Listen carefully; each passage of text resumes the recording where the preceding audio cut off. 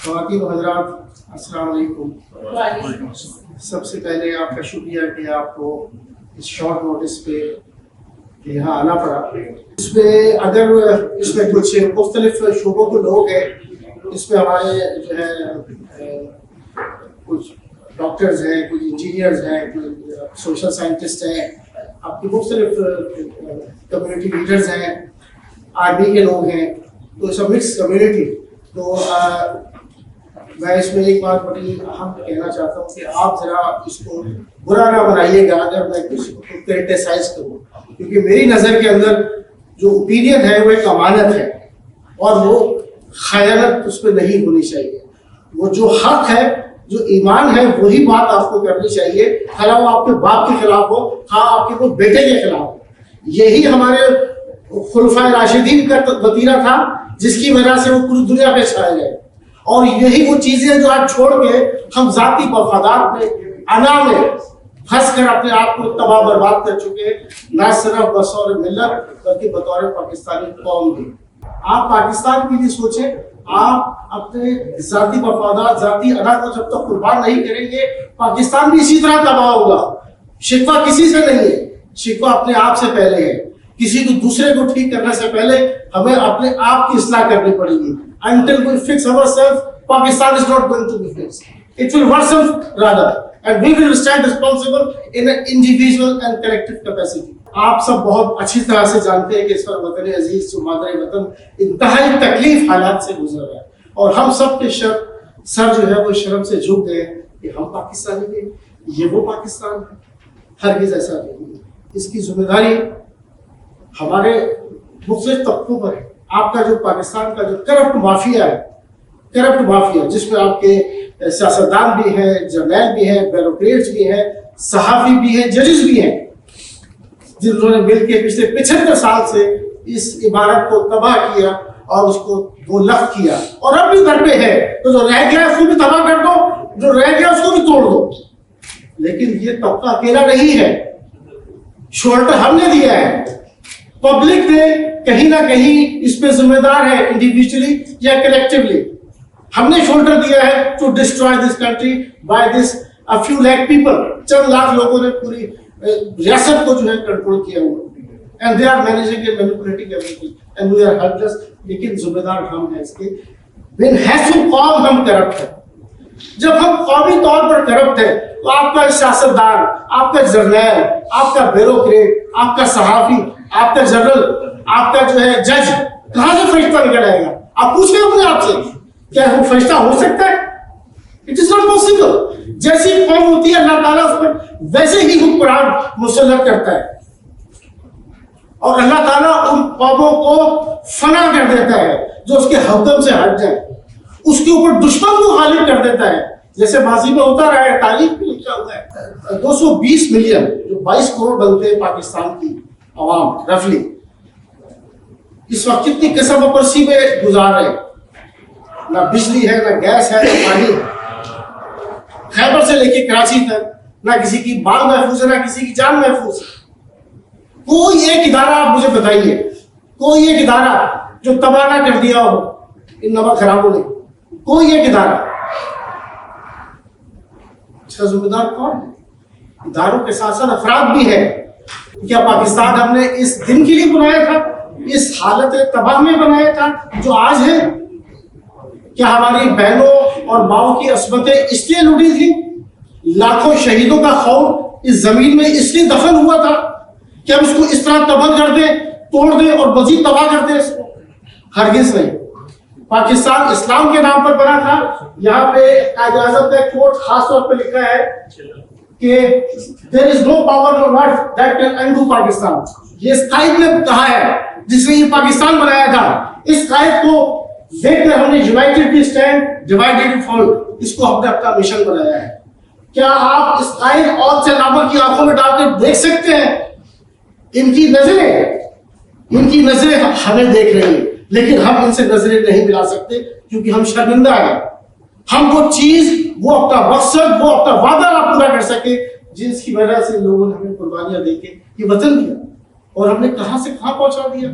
खुदा की कसम, हम तो वो कौम थे जिसने चाइना और जर्मनी जैसे मुल्कों को कर्जा दिया।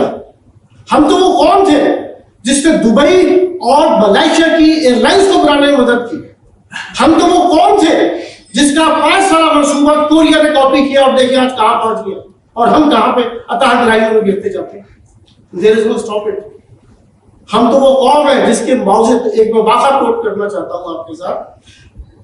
जब इनकलाब आया चाइना का, तो उसके बाद जब वो सड़क से गुजरा माओ ज़ेडुंग, तो वो एक जब गफीर था आवाम का, जो उसकी एक झलक देखने को तरस रही थी, तो वो सिर्फ स्ट्रीट से सड़क से गुजरता हुआ लोगों को टच करता हुआ हाथ से आगे निकलता जा रहा है। एक शख्स आ गया उसके सामने से आके वो रुक गया और उसको बड़ी देर तक उसने मुसाफा किया उसके साथ गर्मजोशी से। उस शख्स ने पूछा, मिस्टर माओ, मैं आई नो द रीजन कि आप इतनी बड़ी आवाम को बिल्कुल आपने एक सरसरी सा टच लिया है और आपने मुझे इतनी इज्जत बख्श की है, इतनी इज्जत क्या वजह है? उसने कहा, gentleman, you don't have an idea how great is the nation you belong to। और वो एक पाकिस्तानी था। This was our beginning, this was our start, which we got from these people। सातवीं हम न्यूक्लियर स्टेट थे, 10 टॉप आर्मीज में हमारा शुमार था। दुश्मन हमसे कांपता था क्योंकि हमारे अंदर गैरत थी, हमारे अंदर एहसास हुक्म था। अब हम इतनी ताकत होने के बावजूद इतने कमजोर हो चुके हैं पॉलिटिकल क्योस है और जो इकोनॉमिक डिक्लाइन से, कि अब हमारी टांगे जो है वो दुश्मनों से कांप रही है, क्योंकि अब हमारे सर्वाइवल का मसला है। हमारे पास खाने को पैसे नहीं बचे। हमारा आज तक, हमारा जब से 50 से लेके आज तक सिर्फ और सिर्फ जो भी चला है वो सिर्फ एड पर चला, फॉर्म एड के ऊपर। बहुत दूर ना जाए, 2008 में हमारे जो कर्जे थे वो $30 बिलियन थे फॉरेन डेट। अब जो वो डेट है वो आपका 130 बिलियन हो गया है आपके सिर्फ 14-15 सालों में। आप अंदाजा कीजिए, मल्टीपल टाइम्स। और जो 8 बिलियन हमारे पास जो फॉरेन रिजर्व रखे हुए वो हमने नहीं कमाए, वो हमने उसमें से चाइना से लिए हैं, अरब से लिए हैं, दुबई से लिए हैं, कि खुदा के वास्ते हम डिफॉल्ट में न चले जाए। हमारे फॉरेन रिजर्व को हो थोड़े कम से कम, वो भी मांगे तांगे के पैसे। हमारा ये हाल हो गया है। फैलाव आ गया, पैसे ले आओ। पाकिस्तान में जलजला आ गया, पैसे ले आओ। टेररिस्ट काबू करने लगे वतन को, पैसे ले आओ। This is our status. क्योंकि मैं खुद इमिग्रेशन में प्रैक्टिस करता हूं, रंग बिरंगी भाग भाग के लोगों से वास्ता पड़ता। लोगों एक धोतीराम ने कहा कि भाई जी, बदमाशी निकल गई सारी, टके टके बांध के फिर रहे हो दुनिया भर में। क्या वो गलत कह रहा था? भले वो हमारा दुश्मन है धोतीराम, लेकिन बात उसकी सच्ची है। हमने अपने आप को, ना किसी की कोई जिल्लत कर सकता है दुनिया में, ना किसी की कोई इज्जत कर सकता है। वो माहौल आपने पैदा करना है कि आपने इज्जत लेनी है या रुसवाई लेनी है। हमने रुसवाई का रास्ता चुना है। मैंने एक दिन अपने बेटे से पूछा, अगले साल इंशाल्लाह लॉ का आखिरी साल है इसका, मैंने पूछा, बेटा आप पाकिस्तानी यूथ हो, आप किस तरह सोचते हो इस मामले में? उसने कहा, बाबा आपके बुजुर्गों ने कुर्बानियां दी, पाकिस्तान बनाया, आपकी नस्ल ने इसको तबाह कर दिया। Your generation is responsible and this is the generation I am talking about. अब हमने यूथ को भी डिस्ट्रैक्ट कर दिया, यूथ के लिए भी कुछ नहीं छोड़ा। क्या हमारे पास कोई प्राइड है अपने यूथ को देने के लिए? क्या कोई हमारे पास कोई लेगेसी है कि हमने यूथ को बताया दिस इज पाकिस्तान? वो कहते हैं, बाबा हमने तो टीवी पर देखा है ये हो रहा है पाकिस्तान में, हम तो सोशल मीडिया में देख रहे हैं कि पाकिस्तान के अंदर ये जो है इतना वो है इनजस्टिस है, इतना होपलेसनेस है और तबाही है। आप कौन से पाकिस्तान की बात करते हैं? कैसी छुपी है बच्चों से? 50% पॉपुलेशन पाकिस्तान की इस वक्त तकरीबन पॉवर्टी लाइन से नीचे अपना वक्त गुजार रही है, लेकिन मजबूरी होगी। ना उनको अमेरिका का वीजा मिल सकता है, ना बरतानिया का मिल सकता है। हम खुशकिस्मत है कि पढ़े लिखे लोग थे, तो आगे इमिग्रेशन लगे, इमिग्रेशन मिली। लेकिन वो जो बेचारे पिस रहे हैं वो हमारी तरफ देखते हैं, क्योंकि टनल की दूसरी तरफ हम उनकी उम्मीद है कि हमारे उनके पास मसाइल हैं, हमारे पास वसाइल है। इस मुश्किल वक्त में हमारी जरूरत है कि हम उनकी मदद करें। 9 मिलियन पाकिस्तानी ओवरसीज हैं, $30 बिलियन तकरीबन हम एक्सचेकर पाकिस्तान को बेचते हैं। 30 billion huge amount. $30 billion every year. और हमारी औकात ये है कि हमें वोट तक का राइट नहीं है। एटीएम मशीन समझते हैं कि डॉलर दो और शक्ल गुम कर दो। दिस इज अवर स्टेटस के तौर पे जो हम कर सकते हैं वो करें। क्या हर वक्त का रोटा धोना है? सारे लोग बैठ गए अपनी महफिलों के अंदर खाने के ऊपर, ओ जी पाकिस्तान का जी बड़ा बुरा हाल है जी, तबाह कर छड़े है। भाई उन्होंने तबाह कर दिया तो तुम बचा लो। क्या तुम्हारी उनकी नेशनलिटी पाकिस्तानी की क्या डबल नेशनलिटी है? उनके पास तो मसाइल भी नहीं है, उनके पास तो है ही मसाइल। एक बाहर का बंदा रोटी रोजी पूरी करेगा या जाके नारे मारेगा और पब्लिक के लिए जाके काम करेगा वेलफेयर? हमें अल्लाह ने तमाम वसाइल दिए हैं। जब हम अपने टाइम इतना इंटेलेक्चुअल कम्युनिटी जो ओवरसीज पाकिस्तानी रहते हैं दुनिया भर में, कितना इंटेलेक्चुअल है, डॉक्टर, इंजीनियर, साइंटिस्ट, मतलब आप you name it, social scientist, whatever, लेकिन कोई उस पर कोई नेटवर्क नहीं है, कोई कोऑर्डिनेशन नहीं है। सिर्फ अपनी अपनी जाती महफिलों के अंदर खाने के ऊपर इकट्ठे हो गए, गपशप लगाई, पाकिस्तान के बारे में टाइम वेस्टिंग डिबेट्स की, डिस्कशन की। At the end of the day अच्छा नहीं यार चलो अल्लाह खैर कर सी, अल्लाह खैर ना कर सी। हम खुद बहुत बड़े जालिम हैं। अल्लाह भी अपनी, जो इमाम साहब ने कहा कि नुसरत जब आती है जब आपकी आमाल, आपका ईमान ठीक हो। हमारा ये जो पाकिस्तान नेशन इंटरनेशनल का हमने जो प्लेटफॉर्म सेटअप किया है, इंटरनेशनल जो ओवरसीज कम्युनिटी है पाकिस्तानियों की तकरीबन 9 मिलियन है। हम उनके मेंटल और मटेरियल रिसोर्सेज को नेटवर्क करना चाहिए और उसको एक कोऑर्डिनेटेड एफर्ट के जरिए process through wisdom, collective wisdom, ठीक है, उसको हम अपने लोकल कम्युनिटीज, ओवरसीज और पाकिस्तान के लिए बेनिफिट में इस्तेमाल करना चाहते हैं। ये बेनिफिट जो है आपका सोशल भी है, इसके मुख्तलिफ एस्पेक्ट्स है, सोशल भी है, इकोनॉमिक भी है और आपका पॉलिटिकल भी है, डिप्लोमेटिक भी है, ह्यूमन राइट्स भी है, मुख्तलिफ यू नेम इट। तो लोगों ने शायद समझा कि यार ये कैसे होगा, इतना मुश्किल काम, doesn't seem to be possible. सिर्फ मुश्किल नामुमकिन वो चीज है जो आप करना ना चाहें। अल्लाह ताला ने आपको वसाइल भी दिए हैं इधर से और आपके पास मटेरियल रिसोर्सेज भी हैं। अगर आपकी ये वसाइल ठीक है, you can produce and generate the resources if you have got a talent and genius to do it. और वो पाकिस्तानियों में अल्लाह की मेहरबानी से बेशुमार है। इमिग्रेशन में बहुत सारी नेशनलिटी से मिला हूं। I feel proud Pakistan. मेरे अपने पाकिस्तानी इतने टैलेंटेड, इतने जीनियस हैं, लेकिन डायरेक्शन नहीं है, कोई उनका ट्रैक नहीं। लोगों ने कहा ये कैसे होगा, ये बहुत मुश्किल काम है, वो जी पाकिस्तान में हम कैसे बैठ के कर सकते हैं, हम तो यहाँ बैठे हुए। तो फिर मैं उसके लिए मेरे जहन में वो चीजें हैं कि मैं जरा डिस्कस करूँ भी कि ये वेव कैसे डेवलप हुआ। इस पे पहला जो मैंने सिविल सर्विस का पाकिस्तान का तजुर्बा था, उस पर जो है वो जब सिविल ब्यूरोक्रेसी में काम किया तो वहाँ सीखा कि बेसिकली प्लानिंग कैसे होती है, आपकी जो है वो पॉलिसी कैसे बनती है, आपकी जो है वो प्रोजेक्ट कैसे डेवलप होते हैं, उनकी फंडिंग कैसे होती है, उसके बाद उनको एग्जीक्यूट किस तरह किया जाता है, उसके बाद उसको मॉनिटरिंग कैसे होती है, उसके बाद उसकी फिर ऑडिट कैसे होता है। मुख्तलिफ फेजेस वहां से सीखे। जैसा कि उस वक्त पीपल्स प्रोग्राम चल रहा था बेनजीर भुट्टो की गवर्नमेंट में, वहां बहुत कुछ सीखा चीजों को, लेकिन वो जाहिर सी बात है जब आपका मिजाज ना मिलता हो, आप करप्शन के खिलाफ हो, तो वहां से बात नहीं बनी। तो फिर मैं छोड़ के मैंने कहा चलो यार कुछ फौज का रुख करते हैं, अच्छे लोग होंगे। तो बाद मैंने कहा नहीं, I want to serve my country, I will stay as a civil officer. I joined the command control GST as a civilian officer, क्योंकि भारत कम से कम लेकिन सीख लिया सारा कि फौज कैसे ऑपरेट करती है, कि जो है अपोजिशन लीडर किस तरह कोलैबोरेट करते हैं जर्नलों से, कि पाकिस्तान में अगर कोई ताकतवर तरीन अगर कोई शख्स है या कोई ताकत है तो वो एक ही है, वो है चीफ। उसके अलावा बाकी सारे जो है ना वो छोटे लोग हैं, किसी गिनती में आने वाले लोग हैं। फिर वहां से भी जनाब अपना किनारा किया कि यार ये जो है ना बहुत देर यहाँ से गाड़ी चलेगी नहीं। तो फिर मैंने कहा चलो ऑस्ट्रेलिया चलते हैं, वहाँ पीएचडी कर लेंगे, थोड़ा बहुत इज्जत से दावती के पैसे बन जाएंगे ऑस्ट्रेलिया जाके। 2 साल फिर मैं स्टूडेंट यूनियन का प्रेसिडेंट भी रहा, तो लोकल पॉलिटिक्स का भी अंदाजा हो गया उससे।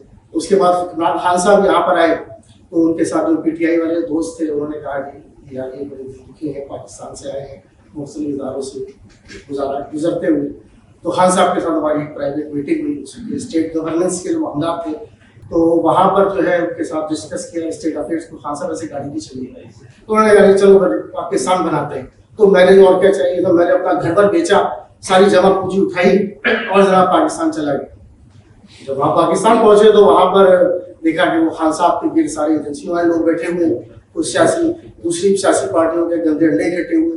मैंने कहा खान साहब क्या कचरा इकट्ठा किया आपने, ये तो आपको दबा देंगे, ये सब अपॉर्चुनिस्ट लोग हैं।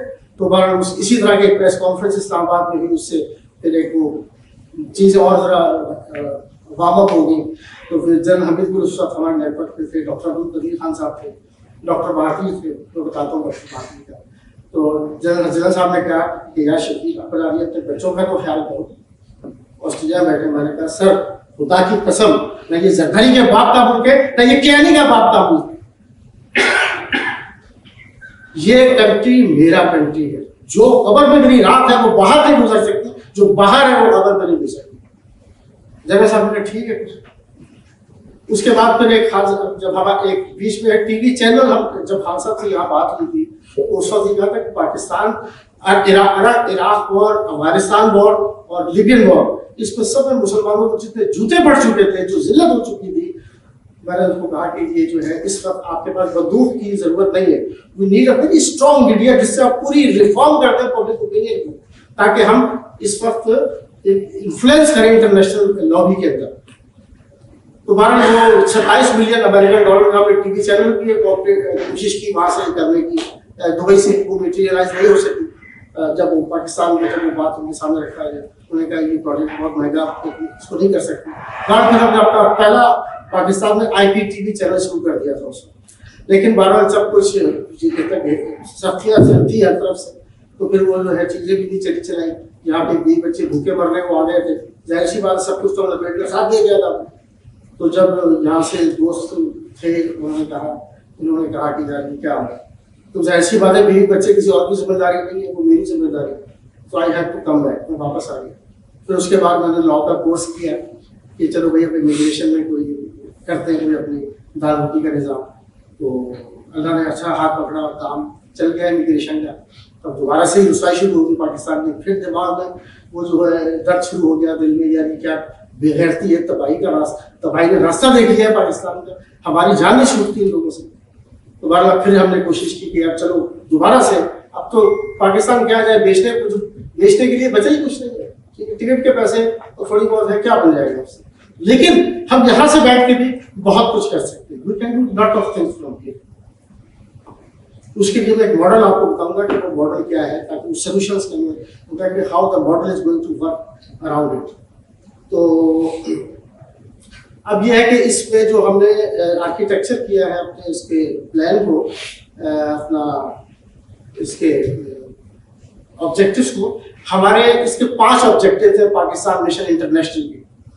पहला और जो ऑब्जेक्टिव है वह तो ये कि जो आपके जो ओवरसीज जो पाकिस्तानी हैं, international Pakistani community world wide, उसको उसके मेंटल और मटीरियल यानी कि प्रोफेशनल और फाइनेंशियल रिसोर्स को नेटवर्क किया जाए, ठीक है, और उसको एक कनेक्टेड विजडम के थ्रू कोऑर्डिनेटेड तरीके से लोकल कम्युनिटी और जो पाकिस्तान में के लोग हैं उनको मुख्तलिफ तरीके से बेनिफिट दिया जाए। हेल्थ एक मेजर चीज है, हेल्थ प्रोजेक्ट्स कि आप हेल्थ फैसिलिटीज बनाए, और एजुकेशन सेक्टर, हेल्थ और 2 प्रोजेक्ट्स क्योंकि ये पाकिस्तान के अंदर जो इसेंशियल्स में है, दवा लोगों को नहीं मिलती, तालीम नहीं मिलती, और अल्लाह ने किया अगर हम ये बेसिक नेसेसिटीज दे दें तो ये मुमकिन हो जाएगा। ये चीजें मैं ये कहाँ से हुई, ये 2 मॉडल जो मैंने डेवलप किए वो इस तरह से किए। एक तो ये पीपल्स प्रोग्राम जो लोकल गवर्नमेंट का था, इस्लामाबाद गवर्नमेंट में when I was there in the civil bureaucracy, वहां पर उसमें लोकल प्रोग्राम जो उनका ये प्रोजेक्ट था फेडरल गवर्नमेंट का कि पूरे पाकिस्तान के जो उन्होंने डिवाइड किया हुआ था, और उसमें जो फेडरल प्रोजेक्ट से उसमें आपके अस्पताल बनाना, आपके स्कूल बनाना, कॉलेजेस बनाना और इंफ्रास्ट्रक्चर डेवलप करना, ताकि पूरी जो सिविक इम्यूनिटीज की चीजें हैं वो पब्लिक को एक रूट लेवल तक पहुंच जाए। वो अरबों खरबों के बड़े प्रोजेक्ट तो गवर्नमेंट के ना, तो वहां से वो आपको अंदाजा है कि वो चीजें जब आप समझ लें तो फिर आप उनको डेवलप भी आसानी से कर सकते हैं। इसके अलावा जब मैंने बीच में डॉक्टर महावीर का नाम लिया था, तो जब खान साहब के पीछे जा रहा था इस्लामाबाद, तो आई स्टॉप डॉक्टर महावीर से मैंने मुलाकात की। तो डॉक्टर महावीर से मैंने कहा कि डॉक्टर साहब आपका इतना तजुर्बा है, आप उम्मत मुस्लिमा के एक बड़े लीडर हैं आप, और आपका अगर तजुर्बा हमें मिल जाए तो पाकिस्तान की हालत बदल सकती है, तो आप इस बारे में कुछ सोचिए, कुछ करें हमारे लिए।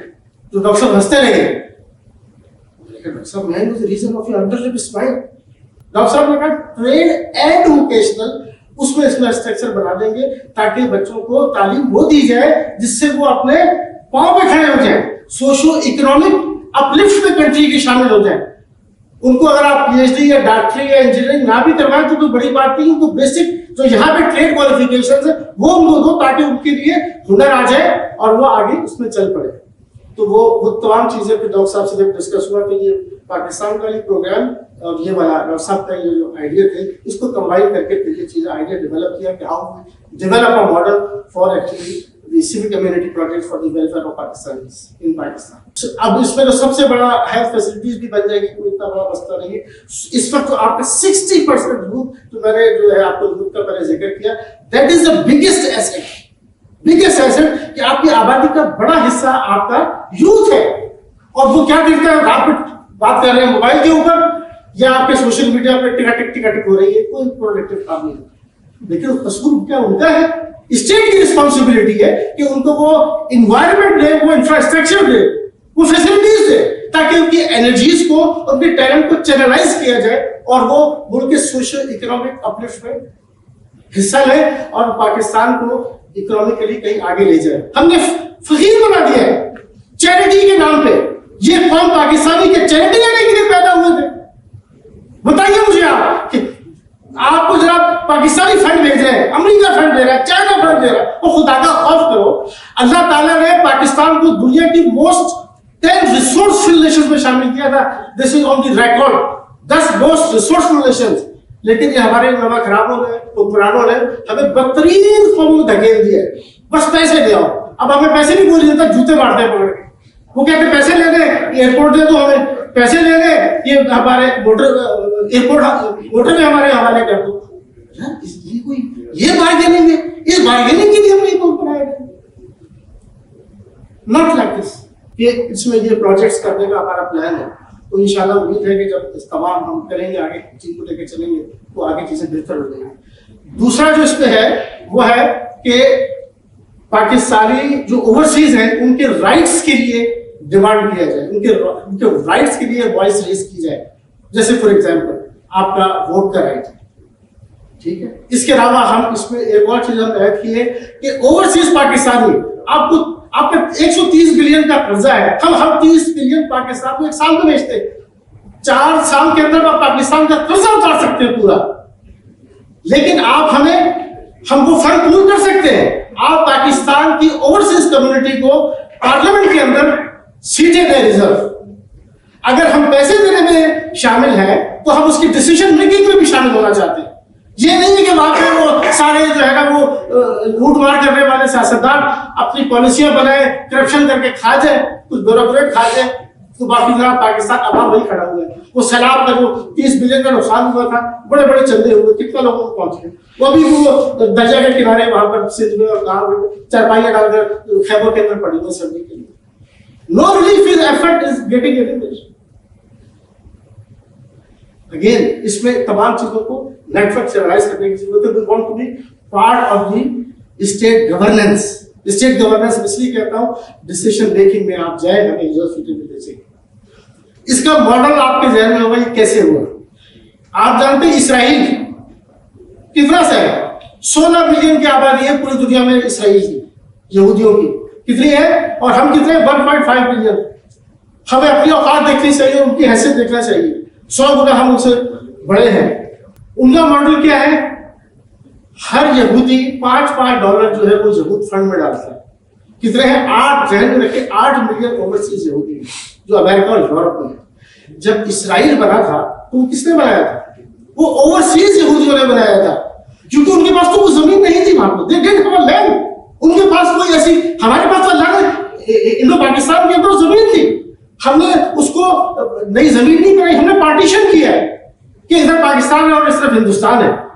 आप देखिए कि वो जहां पर भी है, दुनिया के किसी मुल्क में भी यहूदी है, वो इतना ताकतवर है कि हिला के रख देता है गवर्नमेंट को। पाकिस्तानी हमारे यहाँ पे 50 साल से यहाँ 50 पाकिस्तानी बैठे हुए, एक कम्युनिटी सेंटर नहीं बना सकते। अब बताइए इससे बड़ी क्या हमारे लिए दुख की बात होती है? एक कम्युनिटी सेंटर, बाकी रियासत तो छोड़ देना, एक कम्युनिटी सेंटर नहीं बना सकते। ये हमारा लेवल है, this is the level we belong to. वो एक मॉडल है तो जो दुनिया में छोटी से छोटी तरीन एक फॉर्म है कहाँ से कहाँ पहुंचा। तीसरा इसमें यह है कि हम अब क्योंकि इंटरनेशनल कम्युनिटी में हम ऑलरेडी नेटवर्क कर रहे हैं। अमेरिका और कनाडा में हमारा नेटवर्क शुरू हो गया अल्लाह की मेहरबानी से। हमारा है यूरोप और मिडिल ईस्ट, जिसपे हम टारगेट करेंगे पेनिट्रेट करें, जिसमें हम इनको नेटवर्क करने का पर्पज यही है कि ताकि हम सब इकट्ठे हो जाएं और इस कलेक्टिव पर्पज के लिए अपने अपने तौर पे काम करें। उसके अंदर ये कि हम अपने अपने जहाँ पे फॉर एग्जांपल ऑस्ट्रेलिया है, वी टॉक अबाउट ऑस्ट्रेलिया या फॉर दैट मैटर अमेरिका में होगा, वहाँ पे वो लॉबी इकट्ठी हो और वहाँ की जो पार्लियामेंट है उसको इन्फ्लुएंस करे, उसको प्रेशराइज करे कि this is what we need for Pakistan. चौथा ये है कि आप जो ह्यूमन राइट्स की जो वायलेशन है, ह्यूमन राइट्स की दुनिया में हमारे यहाँ पाकिस्तान में बेशुमार वायलेशन है, उसको हमें एड्रेस करना चाहिए कि जो जैसे अरशद शरीफ का है, अरशद शरीफ का I was the first person to write to the Kenyan high commissioner टिब्बी इन कैमरा। मैंने उसको खत लिखा, लोगों ने कहा यार वो बुरा बना जाएगा। टिब्बी को मैंने खत लिखा, मैंने कहा भाई ना हमें गवर्नमेंट ऑफ पाकिस्तान पे दबाव है ना तुम्हारी गवर्नमेंट पे दबाव है। हम ओवरसीज पाकिस्तानी फीलिंग कंसर्न कि हमारा आप तुम बंदा मार दिया। तो हम ऐसा करना चाहते हैं जो पाकिस्तानी है उन सबको नेटवर्क किया जाए। अब हमने टीमें बनानी है, डॉक्टर्स की टीम, इंजीनियर्स की टीम, सोशल साइंटिस्ट की टीम, जिसमें हर तरह के सोशल साइंटिस्ट हो, जो कम्युनिटी सर्विस, सोशल सर्विस, अलग अलग टाउन प्लानिंग। तो हम इसको एक organisation, Pakistan mission basically organisational institutional organisational है, इदारा है जिसके अंदर मुख्तलिफ किस्म के काम through the process I mentioned to you earlier that will be done in a process which is thought out process, proven process, permanent process है। अब लोगों ने सुबह सोचा कि यार ये तो हम ऑलरेडी वो बना रहे हैं, अस्पताल भी बना रहे हैं, कलेक्टर पैसे भी इकट्ठे हो रहे, चंदा भी बना रहे हैं, चंदा लेने वाले अब ज्यादा है, देने वाले कम है। वो कहते हैं यार हर दफा कोई ना कोई बुलाया होता है डिनर किया, पैसे लाओ, सैलाब आ गया है, पैसे लाओ, तो अस्पताल बनाना है, पैसे लाओ तो वहां पर स्कूल बनाना है। वो तमाम चीजें अफरादी तौर पर होती है। यूनिटी के अंदर 1+1 11 बनते हैं। आइसोलेशन में जो मर्जी काम करता रहे वो कोऑर्डिनेटेड नहीं है, इंस्टीट्यूशनल नहीं है। जब आप इंस्टीट्यूशनल फ्रेमवर्क में काम करते हैं तो वो तमाम पूरी रिफ्लेक्ट होता है कि ये चीजें फला प्रोजेक्ट फला जगहों पे हमने ये बनाए हैं और वो स्टेट और हमारी सूरत में पाकिस्तान मिशन वो उसका रिस्पॉन्सिबल है कि नहीं, वो है रिस्पॉन्सिबल। और this must be transparent, it should be a glass pipeline which must be transparent कि यहाँ से फंड एंटर हुआ है, एग्जिट होने में you must know every penny, every cent, every dollar you spend वो किधर को जा रहा है, कितना इसमें ओवरहेड है, कितना इसके अंदर लीकेजेस है। लीकेजेस से आप जिस तरह से तो कहते हैं ना फॉरेन फंडिंग, कि आपके जरा फॉरेन फंडिंग के पैसे थे वो सियासी जमातों में चले गए, वेलफेयर के फंड सियासी जमातों में चले गए। अभी लंदन में केस हुआ है जिसके अंदर 15 मिलियन जो पाउंड है इकट्ठे किए थे वहां के लोगों ने, सियासतदानों ने, हमारे सियासतदानों ने वहां जाकर वहां बैठ के वहां 15 मिलियन में से पाकिस्तान 15 मिलियन पाउंड है और उसमें से 10 मिलियन मनी लॉन्ड्रिंग के जरिए वापस चले गए। वहां पर कोर्ट ने उनको जुर्माना कर दिया, यानी क्या हो रहा है। तो ये चीजें लूप होल सिस्टम में है जो एब्यूज हो रहे हैं ना। तो आप जब इसको इंस्टीट्यूशनलाइज कर देंगे तो we will put a safety valve, आप उसको ऑडिट कंट्रोल के तहत उसको जब सेफ्टी लगा देंगे, ट्रांसपेरेंसी रखेंगे तो 1% भी नहीं हो सकता। और ये तो वैसे भी एक non political, non government, non profit organisation, इसके अंदर तो सारी चीजें भी ट्रांसपेरेंट वैसे भी इंश्योर होती है कि होनी चाहिए कि वो क्लियर और ट्रांसपेरेंट। तो इसके लिए आप सबसे दरखास्त है कि जो लोग इन चीजों को समझते हैं, पाकिस्तान के लिए दर्द रखते हैं, एहसास रखते हैं, वो बातों से आगे निकलकर प्रैक्टिकल एफर्ट पे आए कि हम इसको कैसे इम्प्लीमेंट करें। तो आप सबसे दरखास्त है कि जो आपके सामने ये जो हमने ये बार कोड रखे हुए हैं टेबल के ऊपर, इसको स्कैन करें। हमने अल्लाह की मेहरबानी से अपना सोशल मीडिया खड़ा कर दिया है, अपनी वेबसाइट खड़ी कर दी है, ऑनलाइन फॉर्म है, उसमें आप रजिस्टर करें। इस साल जो है वो मेंबरशिप फ्री है, अगले साल से इंशाल्लाह मेंबरशिप फ्री रखेंगे हम, लेकिन अभी वो फ्री है। तो आप वो मेंबरशिप ले लें ताकि हम उसको लिखें कि क्या आपकी स्किल्स है, क्या आपकी एक्सपीरियंस है, ताकि हम उस टैलेंट को, पाकिस्तान को बेहतर बनाने के लिए, उसको संवारने के लिए, बजाय इसके बैठ के रोते रहे यार जी मारता जी मर गएगी। Do something practical, act accordingly. रोने का वक्त गुजर गया।